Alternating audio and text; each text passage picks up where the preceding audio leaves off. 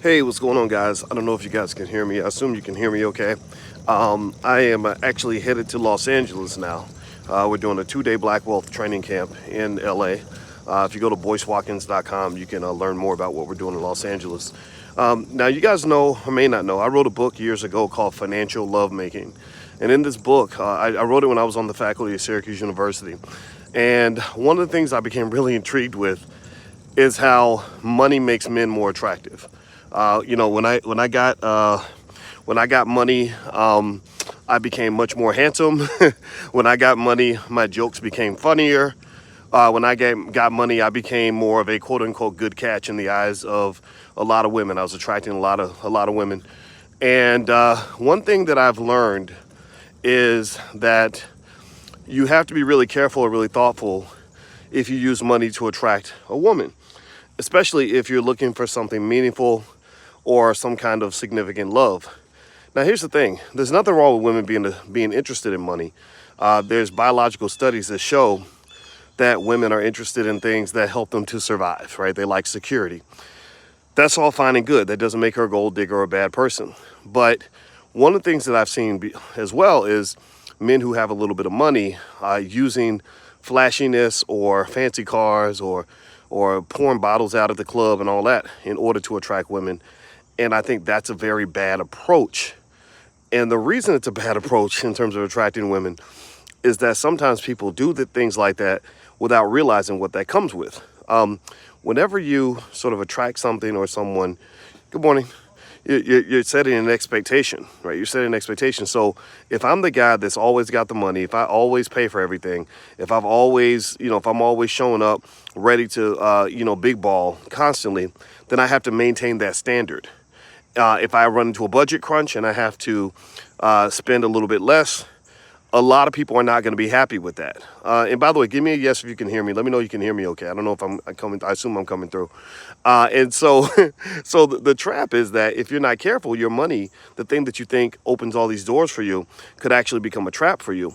And in fact, actually, there are a lot of women who would be very attracted to men because they have money, maybe because they have the lack of financial security in their own lives, or they find men that can provide that security to be very appealing.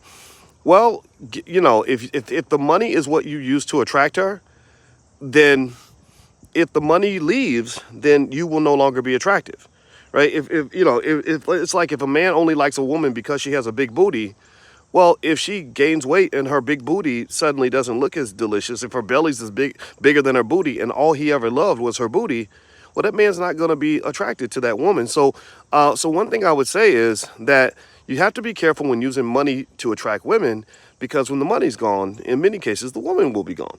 Now, obviously, there are exceptions. There's nothing wrong with being a wealthy man. There's nothing wrong with having money in your pocket. I think that that's important. I think all men should be able to provide some degree of financial security.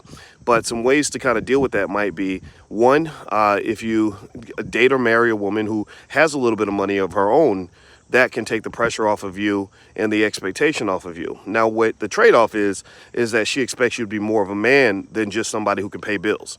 She's not just looking at, did he pay the bills, and using that as the only criteria to judge whether you're a good man or not. You have to show up in some other way for her. Another possibility might be to make sure that she loves you for reasons other than the money. And this is hard because people can pretend. People can lie. People can, somebody they might really just like your money. It's like you see it all the time where you see an old man who's dating like a 25-year-old or something, and he really thinks the 25-year-old loves him. And he doesn't realize that it's really because he's a billionaire. And then when he's not a billionaire anymore, the 25-year-old's gone, or the 25-year-old's sleeping with somebody her age. So I would say that, when you're wealthy, one thing you have to do is you have to vet people a little bit different. When you have money, I don't believe in being flashy and showing off how much money you have, because I think that draws negative attention. I don't believe in... Hello, how are you? In the back seat? Some problem. Okay, no problem. But Yeah. other side. Okay. So, having money, I think it means you have to vet people a little bit more closely, because when you have money, a lot of people want to be your friend. A lot of people want to do business with you. A lot of people want to be around you because they're hoping they can get a piece of what you got. So it does take a little more time. a little more discernment. If you think about it, right? Think about LeBron James, right? LeBron James he probably meets more women in a week than a lot of guys meet their whole entire lifetime, right? But who did he marry? He married Sabrina from the hood, right? He married the girl he's known. Thank you. He's married the girl he's known since high school. Why would he do that? Well, it's probably, I bet part of it's a trust issue. It's loyalty and trust. Give me a guess if you understand where I'm coming from. I think LeBron picked a younger woman, a woman that he knew when he was younger, because he wanted somebody that liked him before he became famous and before he became rich. And he also felt the loyalty to her, which I think speaks to his character as well, and to her character. When I got married, I believe it or not, professors have groupies. Believe it or not, they call them sapiosexuals. So when you're a famous professor, there's always women around that are very attracted to very smart men. That's where guys like me get lucky. That's where we beat out the athletes and stuff, is that being smart for some people is more important than being good looking or being tall or being whatever. So if you're smart and you're rich and you're famous, you're gonna attract attention. But if you look at who I chose to marry a woman who knew me when I was 22 years old. She knew me before all of this. She knew me.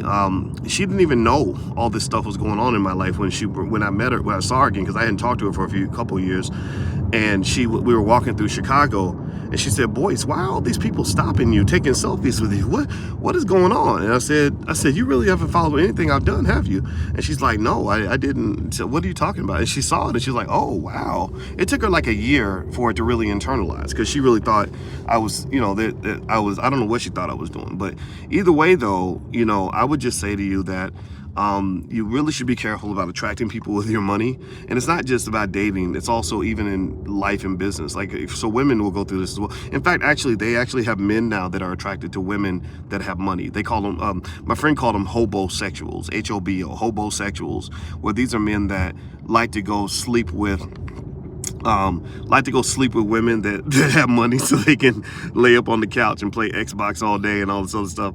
So even women have to watch out for that. I have some wealthy friends who, one of whom got ripped off in a situation where she was dating some guy, and on her credit card bill, she saw a bill for some shoes that were not her size.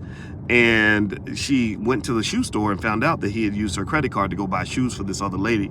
And so this kind of stuff does happen to women too, but it also can happen in business. It can happen in friendships, things like that.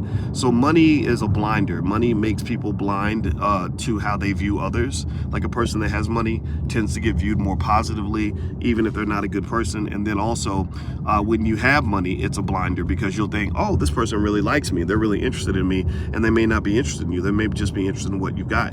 It just comes with the territory, and it's something to really think about. And that's just what it is. Let's see. Tracy says, women don't like squares, Mr. Boyce.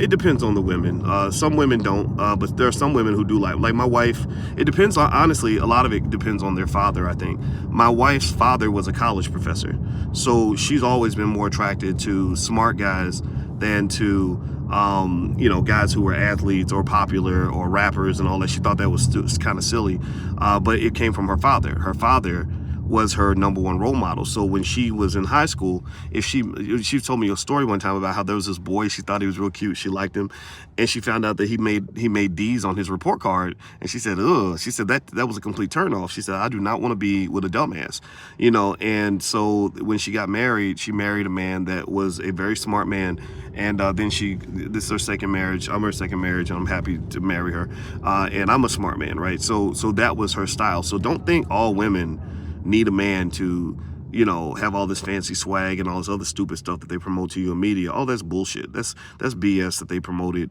just to make black men look stupid. Like, they promoted the pimp culture, they could promote the thug culture and all this other stuff because they want us to behave this way. I really would say that I'm not interested in that being the popular culture. That's not a winner culture.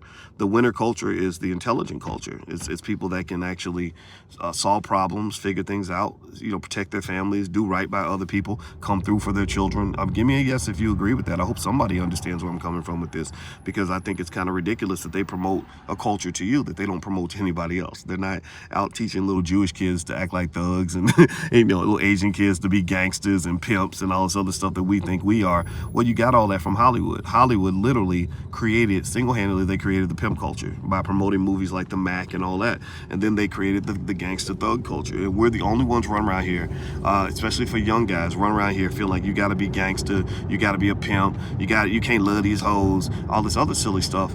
And that's just stupid, man. That's not, they ain't nothing about that reflective of no kind of civil, decent manhood. You can't build families and communities off a bunch of men that think they want to be pimps. Because a pimp ain't supposed to love nobody. A pimp ain't supposed to do right by nobody. A pimp ain't supposed to respect nobody. A pimp runs around here exploiting people, harming people, traumatizing people. And why in the world would you support a culture that wants most of your men to run around and traumatize other people, traumatizing women, abandoning children, mistreating people?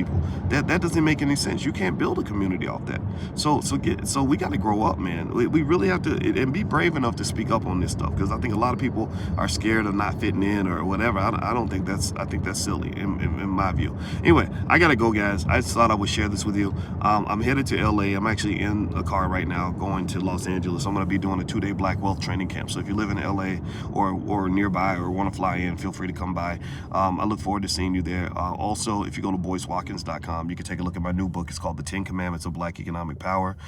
So feel free to go take a look there. And there's also free stuff on my website to help you in your financial literacy journey. Hit the thumbs up button, thumbs up, share, subscribe. I will see you guys soon. Take care now. Peace.